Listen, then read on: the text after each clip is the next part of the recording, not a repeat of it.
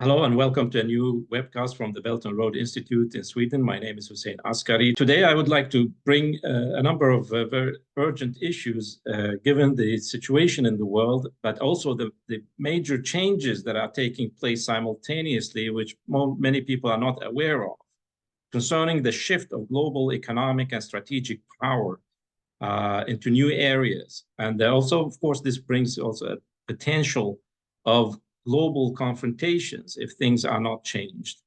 So given the situation now in Ukraine and in Gaza, we are risking that the West, Europe, the EU here where we live, but also the United States and the West in general, will lose not only its moral standing in the world by insisting on a military solution to the situation in Ukraine rather than a peaceful solution, and also the unconditional support to Israel in its operations against the Palestinian people in Gaza, for example. This means that the credibility of Europe and the United States will diminish in the eyes of what people call now the global South. And therefore, this will be undermining the possibilities for international economic cooperation, questions of security and peace. So today, we would like to bring up a number of issues which would be of interest for people who are following this situation, but also can discuss some of the solutions to the current crises in the world. Now, our policy in the Belt and Road Institute is find ways of economic cooperation across regions and continents to establish both economic development and peace. We believe that peace can go through economic development, not the other way around. And if nations realize that their interest lies in economic development and progress in collaboration with other nations, then we will have the possibility of finding solutions for many of the political, military, and strategic problems. Now, as you know, we have been involved in the Belt and Road Initiative discussions, which this is from the third Belt and Road Forum, which was held in October 2023, to which both the chairman of our institute, Mr. Stephen Brower, and myself participated and reported back to you on the importance of development. But there are other things coming up this year, 2024, which are of increasing importance, and of course, in which China is involved as a main actor. And this is the question of the expansion of the BRICS group, Brazil, Russia, India, China, and South Africa, into the BRICS Plus, which includes from January this year, Saudi Arabia, Egypt, the United Arab Emirates, Iran, and Ethiopia. I will come back to this. The importance of this is that we have now an economic power in the world, which has already surpassed the G7, the group of 7 industrialized nations, in terms of GDP, gross domestic product, adjusted to the purchasing power of those nations. That happened already. Now, what is interesting is not what has happened, is what is going to happen soon. By 2030, the BRICS nations, but even more now with the BRICS Plus nations, they will surpass the G7 even in nominal GDP numbers.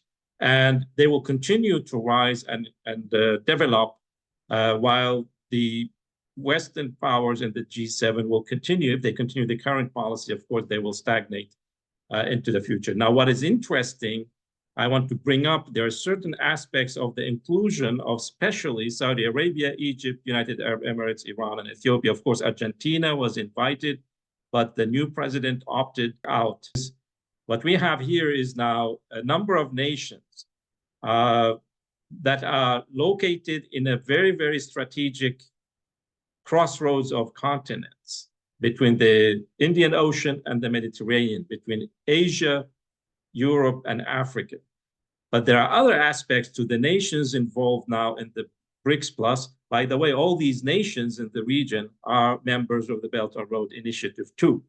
But Iran, Egypt, Saudi Arabia, the United Arab Emirates, and Ethiopia have other specific characteristics collectively of interest. For example, if you look at this area in this circle itself, which includes other nations, we have more than 600 million population. Most of it is young people with relatively good education. So this is an enormous reservoir of human resources. Second, which many people focus on, is that in this region, we have more than 1/3 of all the hydrocarbon reserves in the world. And we have some of the largest exporters of oil and gas in the world, but also the potential for the future in this region is enormous. But what happens here is that together with Russia, the countries of the region, also through their work with Russia in the OPEC Plus, is that you have within BRICS both the largest exporters of oil and gas, but also the largest consumers of oil and gas in one club. That's the consumers, India and China.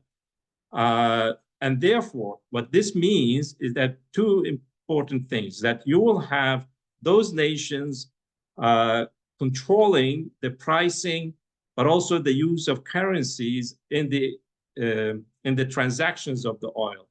As we know that the oil price is usually determined by spot markets somewhere else, in London and in the United States, other commodity markets. This power will be now moved into the hands of the nations producing and consuming, the exporters and the importers, through other mechanisms like raising or lowering the production of oil so it does not surpass a specific price and it does not collapse to lower price. I will come back to this question of the collapse of the oil price as one of the motivations for nations like Saudi Arabia to join hands with China and Russia and also joining the BRICS. So this is one important thing, and also the question of the petrodollar, that more and more of these nations are tending now by force, by necessity, or by choice to use their local currencies for the transactions of oil and gas. What other interesting factor is, as I mentioned, the geographical location of those nations, which is on certain choke points of global trade and strategic military choke points, like we have the Hormuz Strait, which is between Iran and the United Arab Emirates.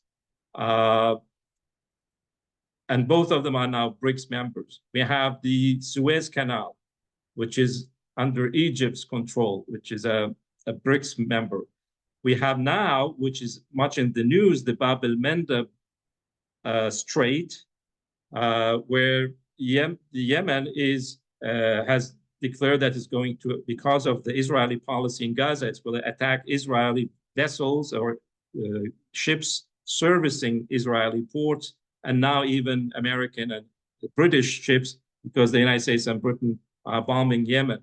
But this choke point is very important, but the nations of both China, of course, the nations of Asia, but also Ethiopia, Egypt, which is important for the Suez Canal, and Saudi Arabia and the Emirates have enormous interest in stabilizing this other choke point. So these nations will be in control, in a sense, and have a major role to play in this important crossroads between the continents.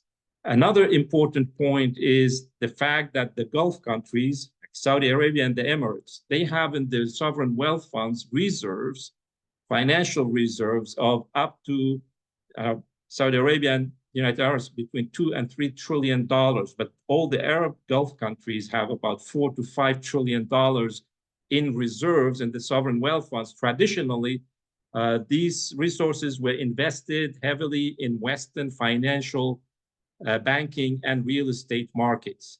Now, an important portion of that money is being invested in infrastructure and industries and agriculture, both in these countries themselves, like Saudi Arabia now, is turning to become an industrial nation by investing in infrastructure, petrochemicals, and other industries, but also investments in Asia, Africa, and Belt and Road nations. So this capital is very, very important and is going to play a big role in financing Belt and Road projects in the future.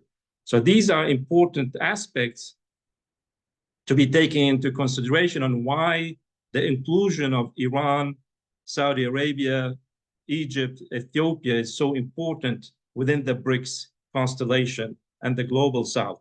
I mentioned the fact of the instability of the oil price has had almost fatal impact on nations that are exporting oil, especially Saudi Arabia. Between 2014 and 2020, in less than 10 years, Saudi Arabia was close to bankruptcy, financial bankruptcy, because the oil price suddenly dipped to below $30. In 2020, even below almost $20 per barrel. For Saudi Arabia and the oil exporting countries to survive financially, they need an oil price above 60, but preferably around $80 per barrel, which now they are achieving in cooperation with Russia and the OPEC plus countries. So it's now stabilizing somehow around $80 per barrel. But to avoid this kind of horrible impact of fluctuating oil prices, now you have this new mechanism, but also Saudi Arabia and the oil exporting countries want to diversify their economies. So they want to invest in infrastructure, technology, industry, agriculture, and that is done mostly in cooperation with China, which is willing to provide the technology and cooperate with those nations in many projects.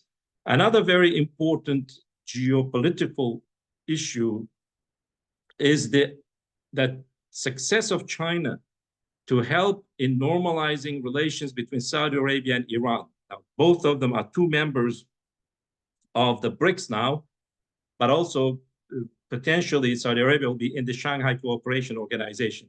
But what this means is that all the horrible sectarian violence and proxy wars we had in the West Asia region, which you call the Middle East, Shia Sunni strife, and all these things, where Iran and Saudi Arabia were two key players, now could come under control somehow. The only problem is that we have foreign powers like the United States and Britain still in the region, stirring problems, and of course we have Israel. But this is a major breakthrough for diplomacy, but also for normalization and stabilizing the situation in this very, very important region. This was achieved last March, where they finally re-established diplomatic relations. But before that, both signed long-term strategic cooperation agreements with China that go for 25 years. Now, the connectivity in this region will become very, very important for the nations themselves, for economic development itself, but also for facilitating global connectivity. And some of these maps I have designed myself in cooperation with colleagues in the Schiller Institute, International Schiller Institute, as part of the Eurasian Land Bridge, Global Land Bridge strategy, which an American economist, Lyndon LaRouche, had envisioned many, many years ago. And therefore, we have had major studies on the connectivity and economic development of these regions. This includes even a plan for the reconstruction and development of Palestinian territories, but not only limited to that, but also to Israel, Jordan, Syria, the whole region, which is called the Oasis Plan.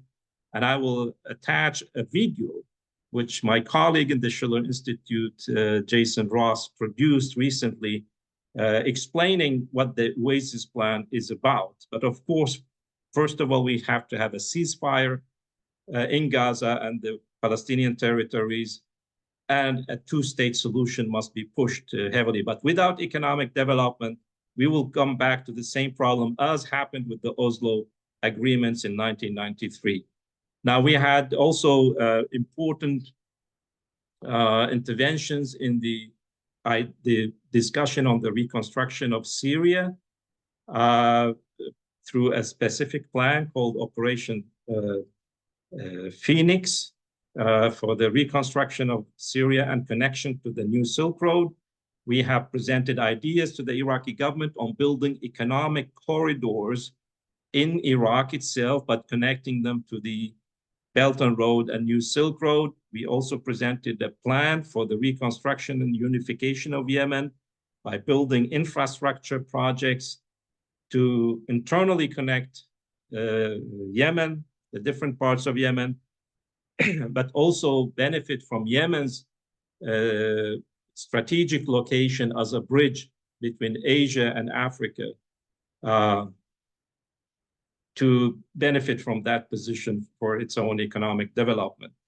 Now, these also, we had presented a plan for the reconstruction of Afghanistan, which is very urgent now, given the humanitarian crisis in the country, and having discussions with experts in Afghanistan and internationally on implementing these plans, but also in the context of the Belt and Road Initiative. Now, a very important development is, which shows you where things are going in the multilateral world, is that China, despite the fact that the Taliban government in Kabul is not recognized internationally, actually accepted the new ambassador from Kabul personally, receiving his credentials. That was 2 weeks ago from now, which shows that China is really interested in playing a role in stabilizing that neighboring country of Afghanistan, but also very important for whole Central Asia and the neighborhood of China. So one of the good things the United States did while in Afghanistan is they mapped the enormous mineral resources of Afghanistan that can now be used for the benefit of the Afghan people themselves, but also for the world community in general. So there are enormous mineral resources in Afghanistan, including rare earth metals, but these cannot be utilized without good infrastructure, transport, power, water, and skilled labor. So this is what the Belt and Road can contribute into this. And of course, coming to Africa, this is the cover of the book I wrote several years ago with other colleagues in the Schiller Institute on extending the new Silk Road to West Asia and Africa, which includes a blueprint, in a sense, for all the major projects in Africa that are needed for Africa to modernize and industrialize, including connecting all African nations. But since we are talking about Egypt and Ethiopia, Egypt now is actually industrializing at a rapid pace, expanding. We have a demographic problem in Egypt because we have 100 million people in Egypt who live only on 7% of the land of Egypt around the Nile River and the Delta. Egypt now expanding by bringing water to the desert areas, both in the east and in the west, mostly to the western desert. But moreover, Egypt is in the west, in Al-Daba, which you see here in the map. Egypt is building, in cooperation with Russia, the largest nuclear power complex in Africa, which consists of 4 large nuclear power reactors. But at the same time, Egypt is, which shows you the future direction, Egypt in the same city established several years ago a junior high school for nuclear technology, where you produce hundreds and hundreds of technicians who are specialized in working in nuclear complexes and nuclear power plants and nuclear centers. And this is a unique project in the world. In Ethiopia, the other new member of the BRICS. Now, Ethiopia is generally and misleadingly now associated with famine and poverty and problems. Ethiopia is transitioning now from that situation into a new situation, not only overcoming the food shortage, but also getting into a new industrialization phase. It's cooperating with China, also with others, to build infrastructure, railway networks connecting all parts of the country, but also to Djibouti and the sea, uh, but also building industrial centers, industrial parks in different parts of Ethiopia, which are connected to universities where young people are also educated to get the skills to run these industries. China plays an important role, of course, in this. And also, Ethiopia has been investing heavily, despite international pressure from the West not to do it, on hydropower, major hydropower dams. The latest one is the Grand Ethiopian Millennium Dam, which will produce 6,000 megawatts of power. It's the largest so far in all of Africa. So these things are advancing, and Ethiopia, Egypt, and all these nations you have heard about before are transitioning into a new economic situation. There are many major projects proposed for connecting the rivers and lakes of Africa in a similar manner that the rivers of Europe are connected. There are major projects that are under discussion, like the Grand Inga Dam. Actually, the chairwoman of the New Development Bank of the BRICS, Mrs. Delma Rousseff, mentioned this project specifically in her speech, BRICS Summit in South Africa last year, because the financing is lacking for this biggest hydropower project in all of Africa. It will generate 40,000 megawatts. That's twice as much as the Chinese Three Gorges Dam. This will be an enormous boost for electricity and power generation in all of Africa, especially the countries of Congo itself, but also the countries around the Congo.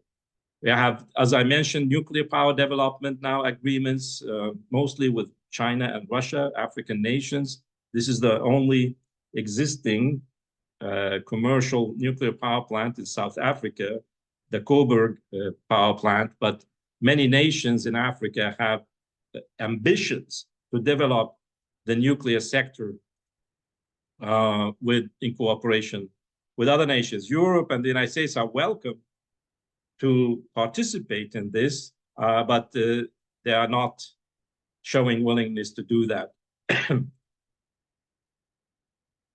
So in general, this is the view now we discussed in previous webcast where Europe stands in relationship to the Belt and Road Initiative, where the West stands in relationship to China. And actually, we also discussed with some guests the fact that China is going south because it sees this being pushed away from Europe and the United States through sanctions, through political interventions, and therefore China is considering its future options. And one of the things we have sensed that there is a strong discussion about China working more with the South rather than with Europe and the United States. Of course, this is not an optimal situation, but being offered no other choices, China cannot do anything but orient towards new regions of the world. And for us here, it's a big problem if we will be isolated or we end up in a Cold War where the world is divided, but we will become a minority in the world where economic development, technological development is surging, while here we have a certain stagnation of our economies and our prospects for development. So these are some of the issues I wanted to bring up to our audience because I think it's important to pinpoint some of these questions so there's a better clarity over why we are discussing these questions on China's relationship to the West, China's relationship to the global South, and what potential there is in the global South for China, but also for Europe if we wish to be gained. So that's all for today, and we will see you in future webcasts.